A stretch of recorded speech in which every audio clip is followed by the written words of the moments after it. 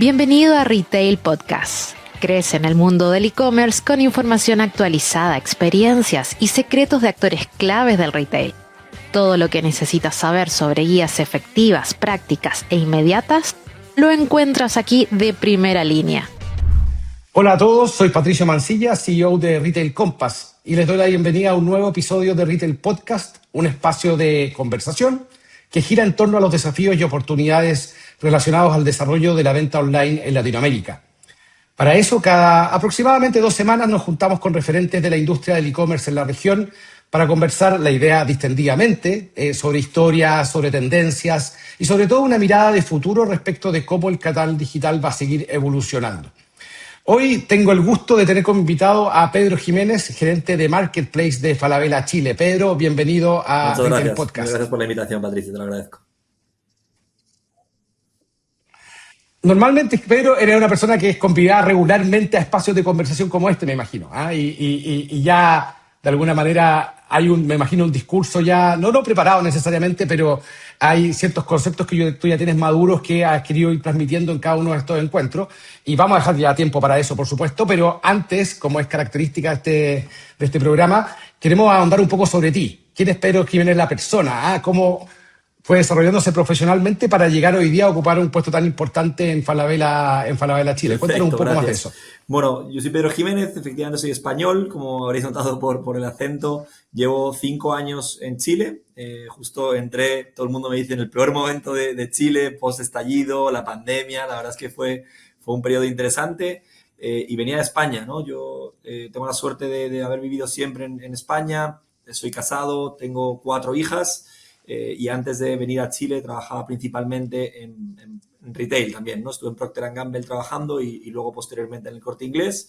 Y de profesión soy ingeniero industrial. Perfecto. Le llamamos en España. Aquí yo creo que sería lo más parecido a un ingeniero civil, ¿no? Estudié en la Universidad Politécnica de Madrid. Llevo principalmente trabajando siempre en Falabella en roles parecidos o relacionados con el e-commerce, el marketplace y principalmente comerciales. Partí en Chile como director comercial de Linio en el 2020, en el equipo principalmente local, y luego tuve diferentes roles hasta lo que estoy trabajando hoy día, que es el marketplace de Falabella Retail. He trabajado en cross-border, he trabajado también en la parte como comercial, no solo en la parte de marketplace, sino en comercial en general del e-commerce completo. Entonces, principalmente, mi vida laboral en Chile ha estado más relacionada con el mundo del e-commerce y de la relación comercial tanto con cliente como con vendedor, ¿no?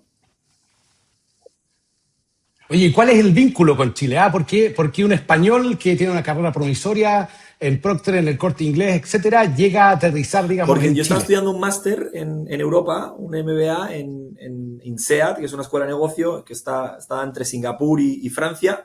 Y bueno, ahí salió el nombre de Falabella, perfecto, que yo conocía por haber trabajado en el Corte Inglés, lo tenía un poco como referente en la región, y salió la oportunidad. Yo nunca me veía yéndome tan lejos, la verdad. Siempre con mi mujer habíamos hablado de irnos a tener una experiencia en el extranjero, y cuando salió la oportunidad de Chile, no lo dudamos, teníamos buenos amigos también aquí viviendo, y nos vinimos para acá. Fue una aventura. Ahora lo pienso en retrospectiva y digo, jamás lo haría ahora, ¿no? Como que un país tan lejano y un cambio tan grande a nivel laboral y personal. Nos vinimos con 2 niñas, en ese momento teníamos 2 hijas, y ahora tengo la suerte de tener también 2 chilenas, así que ahí estamos la familia de 6, parcialmente española, parcialmente chilena, así que ya tengo un vínculo de por vida, la verdad.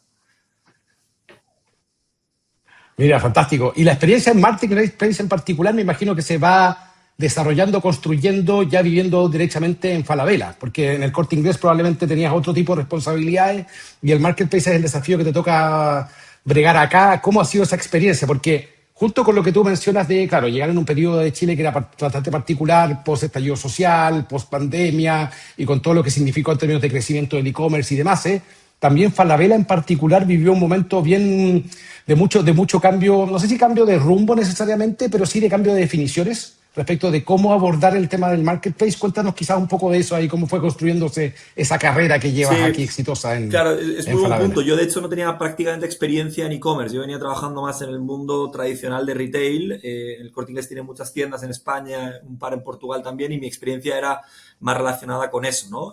Entonces, hay un momento en el que cuando yo entro a las conversaciones con el grupo Falabella, me ofrecen una posición en e-commerce en línea que para mí era algo muy innovador, muy distinto, me interesaba mucho y la realidad es que el grupo Falabella apostó por mí, ¿no?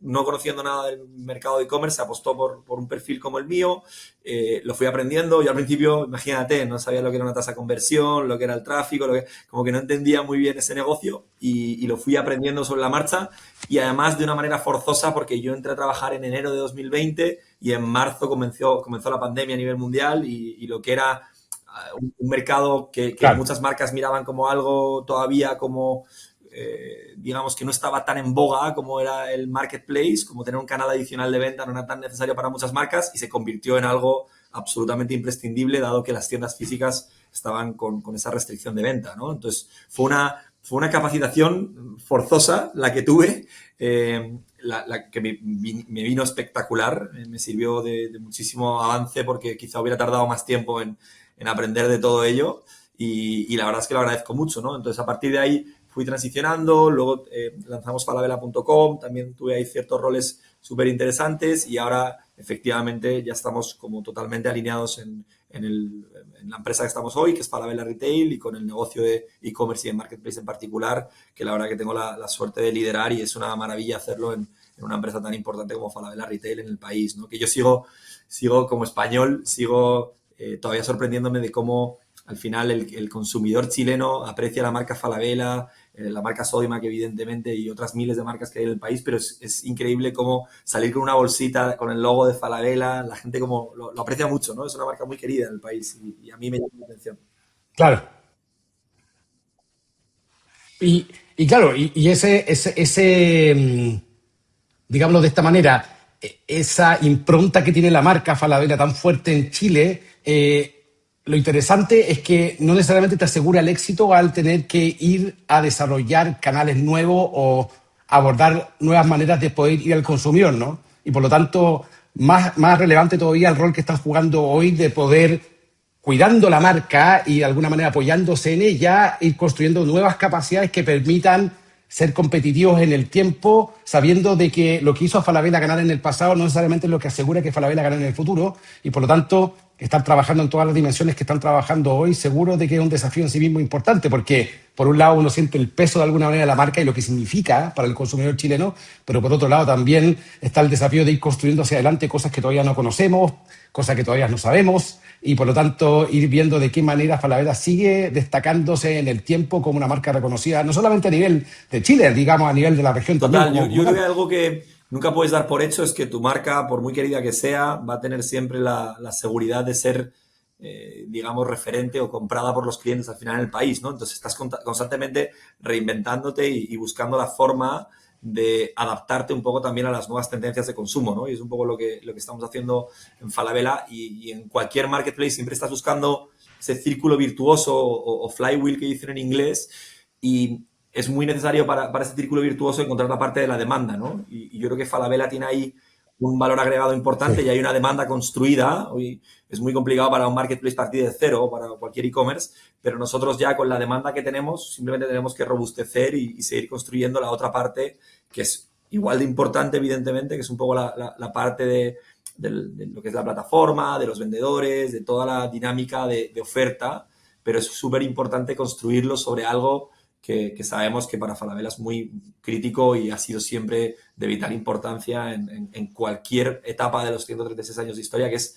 el cliente, ¿no? Entonces, yo creo que adaptarte y entender bien qué está buscando el cliente, cómo está buscando, cómo le podemos ayudar, cómo le podemos resolver un poco las necesidades, eso es algo que Falabella ha tratado siempre de hacer y adaptándose a las situaciones del mercado, como digo, ¿no? Entonces, esas son un poco las, digamos, respuestas que hemos tratado de buscar en los últimos años y yo creo que ahora estamos más alineados que nunca en que lo que está realmente esperando el consumidor de Falabella se lo estamos dando de una manera absolutamente omnicanal, ¿no? Como muy enfocados en que la experiencia que viven y siempre decimos lo mismo, ¿no? Que la idea es que cuando lleguen a una tienda, el consumidor de Falabella tenga una experiencia muy parecida a la que pueda tener en la app, ¿no? O en el sitio de falabella.com, ¿no? Como que Claro, no entienda claro. o no viva diferencias en esa experiencia de compra, ¿no? Que es muy difícil, pero es un poco lo que estamos tratando de hacer. Sí. Se habla mucho, Pedro, de que en general las empresas han estado desafiadas con la aparición del canal digital a tener que vivir la experiencia omnicanal, ¿no? O sea, esto de, en un principio, obviamente, cuando se desarrolló el tema del e-commerce, al menos en Chile, y yo creo que es un caso similar en la región o en general, el e-commerce era como el canal de prueba, ¿no? Y claro, la empresa veía de repente con recelo de que en el e-commerce se tomaran decisiones que eventualmente pudiesen afectar al resto de la organización, como que lo veían como un canal de testeo, de experimentación, y resulta que empieza a agarrar fuerza con el correr del tiempo, obviamente más en algunas categorías que en otras. La pandemia viene a exacerbar eso y a obligar de alguna manera a que las empresas se suban al carro de ya no ver al e-commerce simplemente como un canal de prueba o experimentación, sino que derechamente como un canal quizá incluso el principal de su estrategia, digamos, de llegar a los clientes. Y por tanto la omnicanalidad siempre ha sido un tema a abordar o muy ligado al tema del e-commerce, ¿no? Esto de cómo yo utilizo los distintos canales que tengo para contactar con los clientes para que el cliente viva una sola experiencia y no pase esto de que, claro, compra online y la experiencia que tengo de compra online es muy distinta a la que tengo en compra en tienda, entonces al final la tienda dice, oye, es que ustedes tienen que hacer mejor el trabajo porque resulta que nos están de alguna manera afectando la marca por culpa de eso o al revés y cosas por el estilo. Pero creo que se habla poco de lo que ha significado también el repensar la experiencia hacia atrás, con los proveedores, digamos, o con otras personas que contribuyen, sobre todo en un modelo de marketplace, a mejorar la experiencia total de la empresa para con el cliente final. Los pure players, por ejemplo, que partieron como un marketplace puro, que no tenían una tienda previa, claro, tuvieron que desarrollar toda una red de relaciones con proveedores, con sellers, digamos, que pudieran vender a través del marketplace. Pero en el caso de ustedes, por ejemplo, que ya llevaban relación con muchos proveedores a los cuales les compraban para después vender a través de sus tiendas, esa relación empieza a cambiar y se empieza a resignificar porque probablemente hoy día muchos de esos proveedores venden también directamente a través del marketplace, algunos también les venden a ustedes, hay cosas híbridas, hay cosas de extremo a extremo. ¿Cómo ha sido esa relación internamente? Porque muchos de los que nos escuchan hoy día, son sellers que venden a través de marketplaces, pero que entienden que al relacionarse con empresas como la de ustedes, la posibilidad de hacer negocio o de desarrollar su negocio bastante más, no sé si compleja es la palabra, pero sí hay más variantes que únicamente activarse en un seller center sí, y ya está. está. Has dicho muy buenos puntos porque, y voy si quieres a la primera parte de tu punto porque es muy interesante cómo el canal e-commerce o en general el canal digital ha pasado en algunos momentos, al inicio de los 2000 era como el bicho feo, ¿no? El hermano como que nadie sabía qué hacer con él, que era muy, muy curioso. Y yo lo viví también en el Corte Inglés al inicio de la década del 2010, como que también en algún momento era una competencia, ¿no? Era un competidor que tenías en tu casa, ¿no? Entonces, Claro. a ver qué hace, cómo estaban los precios online, cómo estaban los precios en la tienda, la segmentación siempre iba para la tienda y luego lo que quedaba se ponía en el online. Era una forma muy interesante como de ver ese negocio digital como una especie de canibalización, de competencia, y ahora es todo lo contrario, ¿no? Yo creo que, y luego pasó incluso por una etapa de que era una tienda más, una tienda muy importante, y esa consideración de una tienda más también ha terminado hoy día, ¿no? Ahora, efectivamente, ese concepto omnicanal es absolutamente imprescindible, no porque los e-commerce o las tiendas de retail lo hayan visto como una buena idea, sino porque es que el consumidor lo demanda, lo está pidiendo, está teniendo Sí, claro.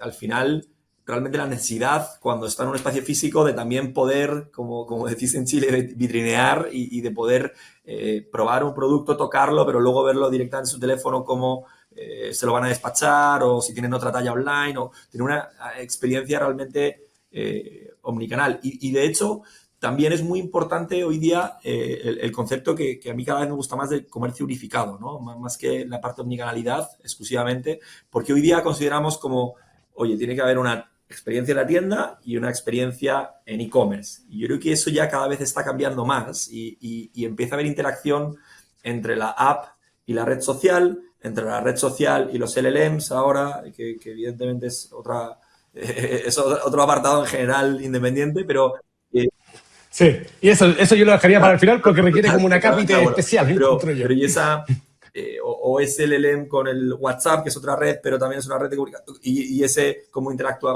con nuestra tienda con el servicio de atención al cliente, cómo actúa con los bots que están hoy trabajando en esa atención. Como que es una experiencia en realidad de poner al cliente en el centro y el resto tratarlo como un canal único, ¿no? Más que tienda e Internet, ¿no? Y para eso requieres un montón de desarrollos, que es un poco lo que está trabajando todo el mundo ahora, pero yo creo que ese adaptarte a la forma de compra del cliente es lo que te lleva a tener una estrategia como compañía, de nuevo, de omnicanalidad, comercio unificado, como lo quieras llamar, pero de adaptarte y de tener de que sea líquida la división entre los diferentes canales, ¿no? No tiene que haber, yo creo que hay mucha gente que habla de la tienda como, oye, es la tienda y tiene que haber un producto ahí físico con una compra, pero no. Hoy, de hecho, vengo de la tienda de Viña y es muy interesante un nuevo desarrollo que hemos hecho de tu poder comprar tu calzado, retirarlo ahí de manera online, que nadie te atienda, tienes un producto que te sale automáticamente ahí con una experiencia súper innovadora, como que... ¿Y por qué hacemos esto? Porque el cliente cuando va a comprar calzado necesita entender si esa es su talla, ¿no? Y no podemos mostrar todas las tallas. Pero como nos damos cuenta que no Claro. podemos mostrar todas las tallas y hay una necesidad de un cliente de tener más tallas, lanzamos un nuevo desarrollo con automatización, con todo lo que tú quieras para poder adaptarnos a lo que el cliente quiere, ¿no? Que es un poco lo que siempre decimos que es tan crítico para nosotros y ahí estamos siempre adaptándonos y entendiendo al cliente, ¿no? Y luego todo esto gira en torno y lo hablaremos más adelante supongo, ¿no? Pero a la data, ¿no? A poder entender bien cómo el cliente se está comportando en cualquier canal, ¿no? Y eso hoy día es súper, súper relevante, pero tú lo ves en los pure players en el mundo. Yo justo vengo ahora de China, ¿no? El propio JD, que es Jingdong, que es súper importante en China a nivel e-commerce, tienen tiendas y tienen unas tiendas que son Sí. espectaculares, donde quizá la gente no compra tanto, pero a la gente le gusta mucho ver el producto, tocarlo, probarlo, entender si le cabe en su casa, si no le cabe, como que... Y hay mucho vendedor que te asiste, te cuenta, e incluso te recomienda comprarlo online porque la experiencia de quizá despacho a domicilio va a ser más conveniente para ti, ¿no? Pero yo creo que hoy en día el estar en un canal exclusivamente es muy complejo, ¿no? Igual que hay gente que está solo en retail físico y era impensable hace unos años y ya cada vez se está desarrollando más su pata digital, y lo veíamos el otro día con IKEA, ¿no? IKEA creo que lanzó su web en el 2000, largo de 2010, ¿no? 2018, casi algo así, era absurdo, ¿no? Y no tenían web al principio y era inconcebible que una página no tuviera web, tuvieran que desarrollarla, ¿no? Tal Pero cual. esos ejemplos de estar presente en todos los puntos de contacto que tengas con un consumidor, creo que cada vez ya no te diría necesarios, es que es imprescindible, ¿no? No puedes estar. Los propios pro players también en Estados Unidos, el ejemplo más obvio de Amazon con Whole Foods, como que puso penetración física también para poder terminar de complementar su experiencia digital, ¿no? Entonces, el considerar los canales como un silo es un poco, yo creo que lo que hay que tratar de terminar o de finiquitar para que el cliente tenga una experiencia lo más líquida y absolutamente unificada posible, ¿no? Oye, Pedro, y en ese sentido, ¿qué ha sido lo más difícil de abordar de cara porque hoy día la tecnología existe como para ir integrando distintos canales, distintas experiencias. Me da la impresión, de general, de lo que converso con gente del sector y demás, es que los desafíos no están tanto en lo técnico, en si tengo la tecnología o no tengo la tecnología, porque hoy día pareciera ser que la tecnología está muy desarrollada o al menos el desafío está en encontrar quién lo tiene mejor resuelto y adaptar eso, pero más bien el desafío está en lo organizacional, en las personas, ¿ah? Que las personas aprendamos a operar en un mundo donde las lógicas de interacción son distintas, donde tenemos que adaptarnos probablemente a flujos de trabajo distintos, y eso finalmente genera un desafío en organizaciones que llevan de alguna manera una cierta tracción en una cierta dirección y hay que de repente moverla, no digo en 180 grados, pero moverla de alguna manera a entender que la cosa va por otro lado probablemente, de que hay que empezar a adaptarse en formas de trabajar que no teníamos asimiladas y cosas por el No, estilo. No yo sé estoy cómo súper lo de ves tú. acuerdo y te diría que es organizacional y cultural, ¿no? Por meterlo en esa misma como bolsa. Yo creo que hay un tema evidentemente de estructura y yo creo que muchas empresas han ido cambiando últimamente su estructura para adaptarse a esas necesidades del cliente y están en constante evolución, ¿no? Yo creo que cada vez hay menos como tópicos o menos estructuras fijas que diga, oye, yo me tengo que quedar así porque soy así, al revés, se van adaptando un Sí. poco a las necesidades, ¿no? Nosotros mismos hemos cambiado varias veces la estructura para adaptarnos un poco a lo que está buscando el cliente, ¿no? Y ahora yo te diría que estamos muy, muy convencidos de la forma en la que estamos trabajando, pero nos ha costado, evidentemente, llegar a ello y hemos tenido varias iteraciones y también hay un tema, como te digo, cultural, ¿no? Si la persona que lidera una empresa no está absolutamente convencido de que el camino a seguir es el desarrollo de la digitalización y la adaptación a los diferentes canales, es muy complicado que la empresa tenga éxito, ¿no? Y yo he visto miles de casos en los que han tenido éxito las empresas y otros miles que empresas que les ha costado mucho y han tardado varios años en adaptarse a esa evolución, ¿no? Y yo te complementaría también un punto que has sido tú súper bueno, que hoy día existe la tecnología, ¿no? Pero yo creo que la pandemia ayudó mucho a ello y no estaba todo el mundo preparado, evidentemente, para poder tener esa tecnología. Igual que alguien que nace como analógico, por así decirlo, le cuesta más adaptarte a hacer esa Sí. digitalización. Pasa lo mismo en las empresas, ¿no? Alguien que está construido, tiene todo para las tiendas, tiene que pensar muy bien, y nosotros en Falabella le dimos muchas vueltas justo a eso, ¿no? A cómo poder adaptar una empresa nativa de retail a la digitalización que se venía y a complementar y ofrecerle esos productos también a los clientes, ¿no? Y yo creo que ahora lo estamos, para mí, haciendo de una manera muy distinta a lo que hemos hecho en el pasado y que es, en mi opinión, está siendo excelente, ¿no? Y estamos consiguiendo atacar un poco todos los flancos que creíamos necesarios para los consumidores, ¿no?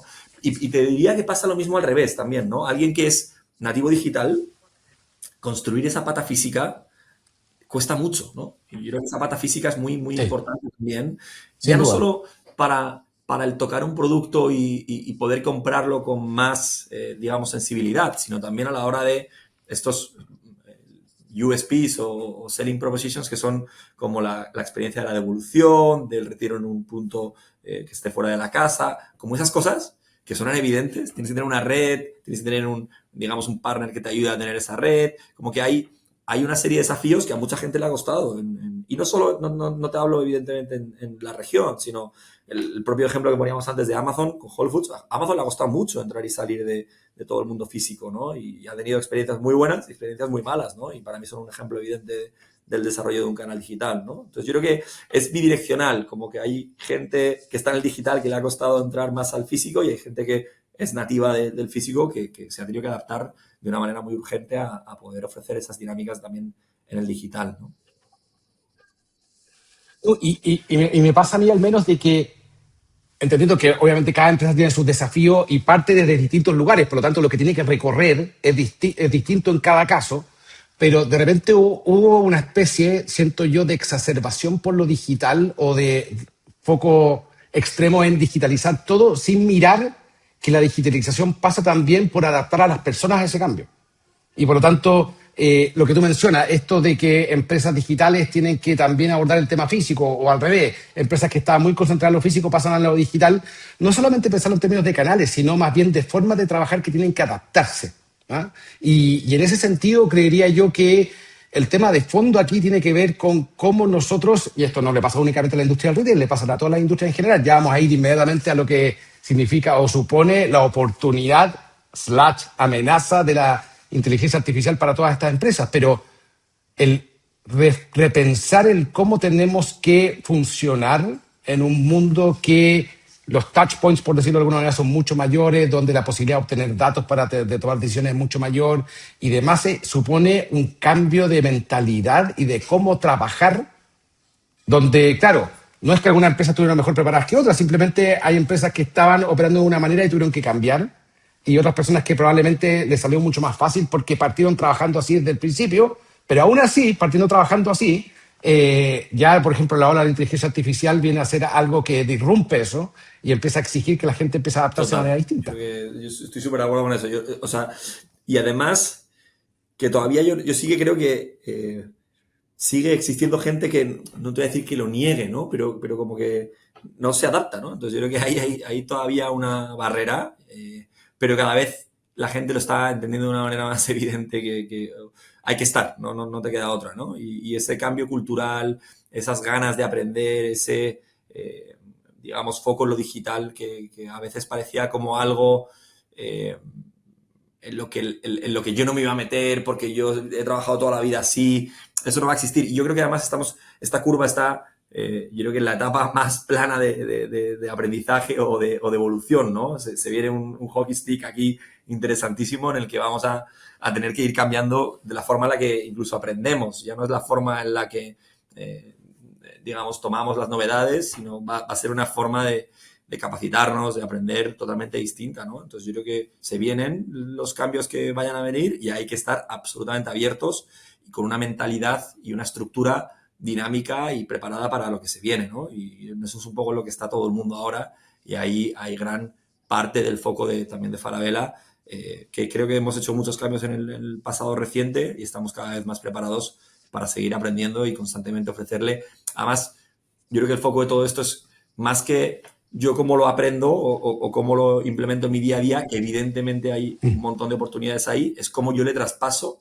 este beneficio al consumidor, ¿no? Al cliente. Y de nuevo, yo creo que has dicho tú un muy buen punto. Claro, Esto no es un tema claro. de retail, eso es un tema cross industrias, ¿no? Esto es que yo como empresa tengo unos beneficios, tengo una forma de operar distinta, obvio, pero también tengo ese beneficio que le tengo que traspasar de manera absolutamente inmediata al consumidor para facilitarle la vida y para que me prefiera, ¿no? Al fin y al cabo, que es un poco lo que todos vamos a estar ofreciendo en el futuro, ¿no?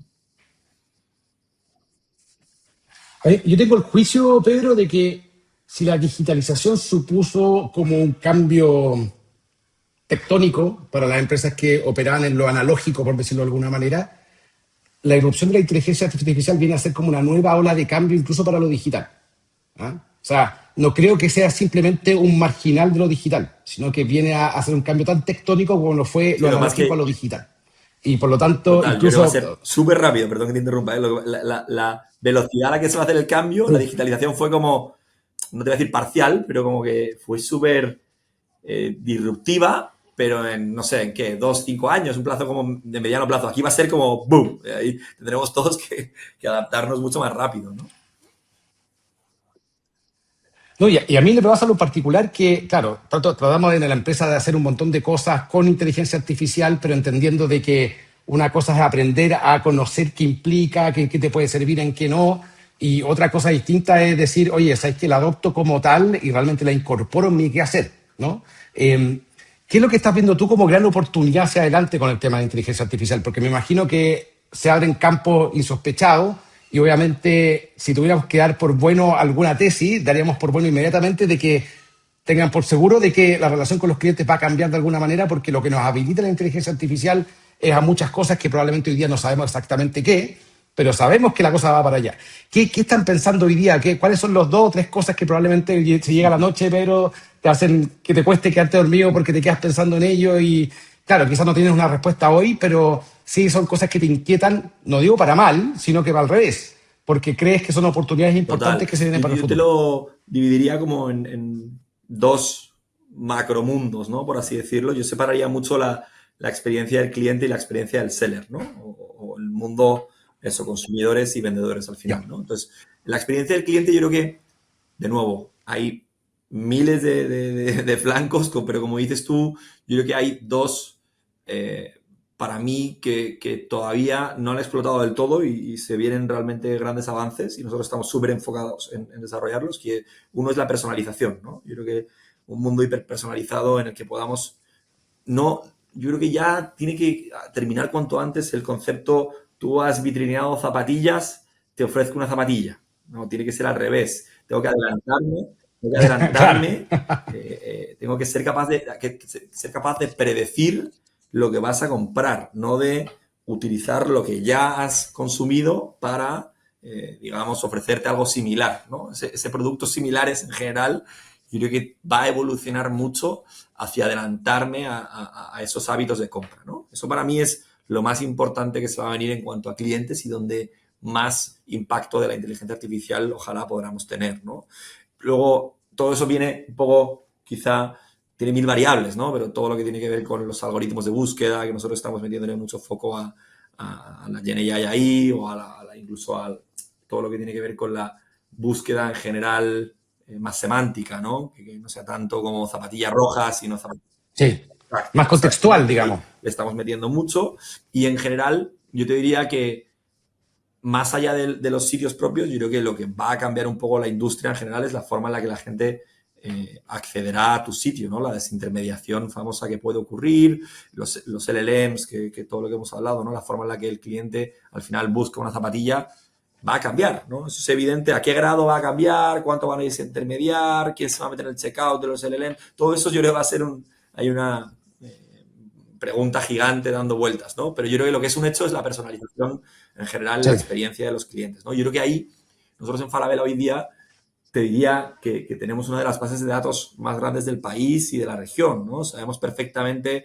cuando un cliente entra a un mall, sabemos perfectamente si va al cine o va a comprar, también claro. sabemos cuándo compra con la CMR, sabemos que una mamá acaba de comprar pañales, con lo cual puede ser que también necesite unas cosas de guagua, sabemos lo que compra en Totus, o sea, como que tenemos una sensibilidad muy grande y tenemos millones de toques y de datos de cada cliente al año, ¿no? Entonces yo creo que eso es súper interesante para poder, digamos, capitalizar y predecir. Si yo creo que aquí para mí la palabra que yo estoy tratando más de usar hoy día es la predicción, ¿no? Porque yo creo que ya, como te digo, ya terminó la forma en la que estamos ofreciendo esos productos, ¿no? Tiene que haber una predicción porque el cliente espera eso, ¿no? Hay 1000 datos, el otro día leía un reporte de McKinsey que el 80%, 75% de los clientes prefiere navegar por algo personalizado, que es relativamente evidente ese dato, ¿no? Pero la gente que le ofrece un producto Sí, claro. que le Sí, claro. interesa es muchísimo mejor, ¿no? Entonces,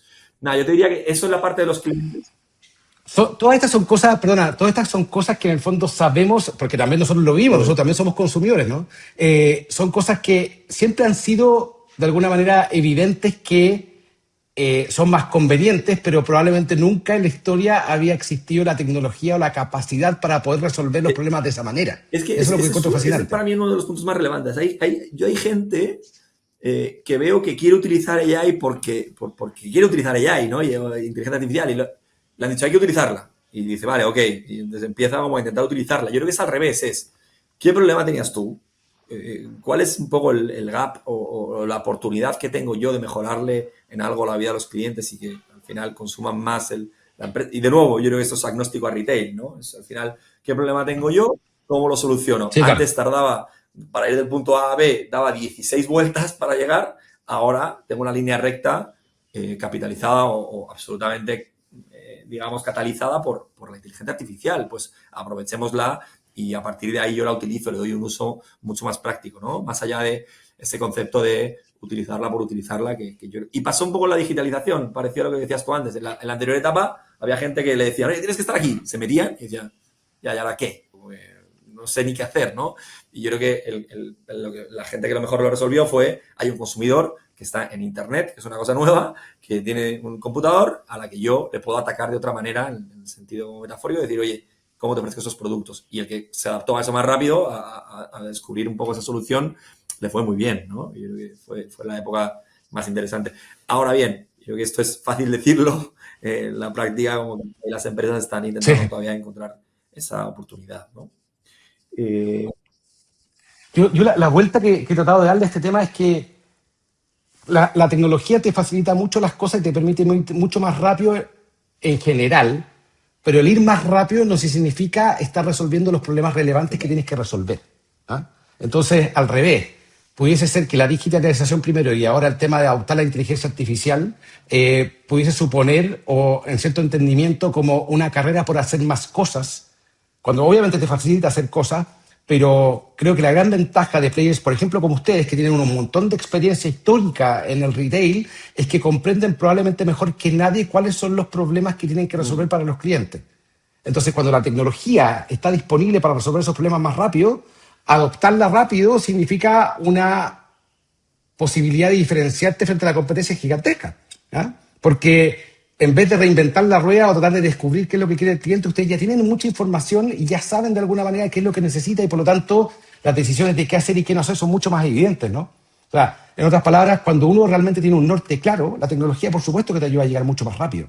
Pero cuando uno no tiene el norte claro, la tecnología puede ayudar a perderte Súper mucho de más acuerdo. rápido De hecho, también. hay mucha gente que lo utiliza como para lo que tú dices, ¿no? Acelerar un proceso ya, pero ese proceso resuelve algo, sí o no. Como que tienes un problema ahí, sí o no. Más que resolverlo, o sea, acelerarlo por acelerarlo, primero pregúntate cómo de crítico en tu día a día es ese proceso para tu organización, ¿no? Yo creo que todavía, y yo creo que es evidente, van a seguir, también es un tema de prueba y error, ¿no? Hay que darle y darle y darle, pero siempre con el foco de resolver un problema de un consumidor o de un seller también en mi caso, ¿no? Nosotros estamos muy enfocados en la parte del seller también. ¿Y cómo está cambiando, quizás para ir cerrando un poco la conversación, y que te había preguntado un poco originalmente, cómo estás viendo la experiencia con los sellers en particular? Porque yo me imagino que en esta lógica de querer darle al cliente el mayor surtido o el mayor surtido relevante posible, dentro de donde ustedes quieren competir, obviamente. Yo creo que han habido definiciones interesantes de parte del Grupo Falabella en ese sentido, de decir, oye, el marketplace lo vamos a enfocar en lo que Falabella es fuerte, Sodimac lo vamos a enfocar en lo que Sodimac es fuerte, pero esa curatoría de alguna manera implica también trabajar con terceros, que son los sellers que te ayudan justamente a generar una propuesta de valor interesante para el cliente final. ¿Cómo están mirando ese escenario, ese mundo en particular, más que el mundo del consumidor? Nosotros estamos súper enfocados en realmente ofrecerle una propuesta de valor a los sellers que vaya muy en línea también con lo que el cliente está esperando incluso de Falabella, ¿no? Entonces, que se cierre ahí un círculo en el que yo pueda tener la tranquilidad de que nuestros sellers están en el mejor sitio, en el sitio también de más calidad, de más curatoría, de mayor, digamos, control de los fraudes también. Como que estamos muy enfocados en ofrecerle al seller una experiencia idealmente sin fricción y lo mejor posible, ¿no? Y además, también desde el paraguas un poco de mejores marcas que estamos hablando, tenemos hoy en día una política muy clara de ofrecerle también a los clientes, por el otro lado, los mejores sellers, ¿no? Nosotros hoy día en vestuario calzado no puedes entrar a Falabella a vender si no tienes nuestra autorización, ¿no? Entonces, no es una apertura al 100% porque creemos que lo que está buscando el consumidor de Falabella en esas categorías tiene una serie, digamos, de variables o de checks que hacen cumplir un poco esa experiencia del cliente. Y eso además ayuda a que esas marcas, esos sellers que están trabajando en esas categorías tengan una mejor experiencia porque venden más y porque tienen una afinidad con el consumidor de Falabella, que es el que más moda demanda en el país al final, ¿no? Entonces estamos muy, muy enfocados en ese tipo de sellers y lo hemos encontrado un punto súper dulce ahí, ¿no? Los sellers lo están prefiriendo. Yo creo que cada vez están más contentos con la experiencia y la atención que les damos en Falabella. Yo al final estoy full enfocado en que el NPS de nuestros sellers y la experiencia de nuestros sellers sea lo mejor posible. Yo quiero que estén realmente contentos en Falabella hoy día y eso lo hemos venido trabajando mucho a lo largo de los años. Y además que yo te diría que cada vez notamos que los sellers están más profesionalizados en Chile. Yo creo que Chile para mí me parece un ejemplo en Latinoamérica digamos, de mentalidad digital, de foco en el e-commerce en general, y eso, y el ecosistema de emprendimiento que hay es brutal, ¿no? Yo creo que no hay país o hay pocos países de la región, sobre todo andina, que tengan tantas ganas de hacer en el digital, ¿no? Entonces nos estamos encontrando cada vez un seller más profesionalizado. Ya antes la gente me preguntaba, ¿qué hago? ¿Vendo online en mi página o me meto en un marketplace? Y esas preguntas ya no están. Ya la gente sabe que tiene que estar en todos lados, que tiene que crear su marca, que tiene que tener una simbiosis entre todos los canales y que todos respiren un poco lo mismo, que haya cierta convergencia de productos, estrategias de canal. Entonces ya las preguntas que nos hacen los sellers hoy en día son muy, muy distintas a las que hacían antes, ¿no? Y eso habla muy bien del país y habla muy bien del ecosistema de sellers que están vendiendo además en varios canales, que yo creo que es bueno para el consumidor, y realmente están como enfocados en entender un poco la propuesta de valor de cada sitio, de cada marketplace en donde trabajan, para maximizar un poco su ecuación de valor y también su ecuación de venta, ¿por qué no? Yo creo que es muy interesante cómo se están profesionalizando y de nuevo volvemos a lo que tú decías antes, ¿no? Las marcas se están preparando ya para desarrollar su canal digital, tienen una estructura distinta a la que tenían hace 5 años, tienen un foco distinto, unos KPIs distintos, una cultura distinta, y eso se nota muchísimo, ¿no? Entonces, el entrar a conversaciones con gente que también quiere vender contigo y que realmente para nosotros son aliados, ¿no? No son contrapartes ni nada de eso, tenemos que estar en el mismo barco porque si ellos venden, nosotros también, y la imagen, cuando un consumidor compra, es una imagen como compartida de, oye, estoy comprando un producto de tal marca, pero lo estoy comprando en Falabella también, ¿no? O en cualquier otro lado si fuera el caso, ¿no? Como que yo creo que tienes que ser corresponsable y al final co-crear una experiencia de compra para los clientes, ¿no? Y les estamos ofreciendo cada vez más soluciones, evidentemente con inteligencia artificial muchas, pero sin que sea una condición necesaria, pero para que tengan al final la mejor experiencia y quieran estar vendiendo en Falabella hoy día, ¿no? Que es un poco lo importante. Súper interesante, Pedro. Yo creo que nos podríamos quedar conversando un buen rato más, pero también en honor del tiempo y de tu disponibilidad, te agradezco mucho el tiempo. No sé si quieres cerrar con darte como el minuto de la fama ahí para que puedas, digamos, expresarte en lo que quieras o quizás acentuar alguna de las cosas que has querido como comentar hoy que me han parecido. No, al revés, agradecerte el espacio. Yo creo que, como dices tú, podríamos estar hablando horas y sí dejar un poco mi pensamiento principal de todo esto, que es que se viene un periodo súper interesante. No diría ni desafiante ni nada, al revés, va a ser muy divertido. Yo creo que vamos a estar trabajando full con tecnología y ofreciendo a los consumidores todas las capacidades que tenemos las grandes empresas. Estamos trabajando en esto. Yo creo que no es una cosa de una única empresa, yo creo que es un ecosistema digital que va a haber un vertiginoso cambio en los próximos meses, que de nuevo lo veo como demasiado interesante. Y al revés, también invitar a todos los sellers, todas las marcas que ojalá escuchen este podcast, a inventar nuevas formas de vender, a atreverse, a no dudar, a equivocarse, a realmente utilizar los canales que existen hoy día y los que van a existir, que se vienen muchos cambios y que tengan cero aversión al riesgo, porque hay que probar y hay que tirarse a la piscina, que va a haber una piscina muy llena, pero no vamos a saber exactamente dónde está. Entonces es importante tirarse exactamente a la zona en la que esté la piscina, pero va a haber agua. Así que invito a todo el mundo a lanzarse, a atreverse, a innovar y participar en esta nueva ola digital que se va a venir, ¿no? Bien, Pedro, te agradezco mucho el tiempo. Que Muchas tengas un gracias, buen Adri, te día. mando un fuerte abrazo, que estés muy bien y gracias de nuevo.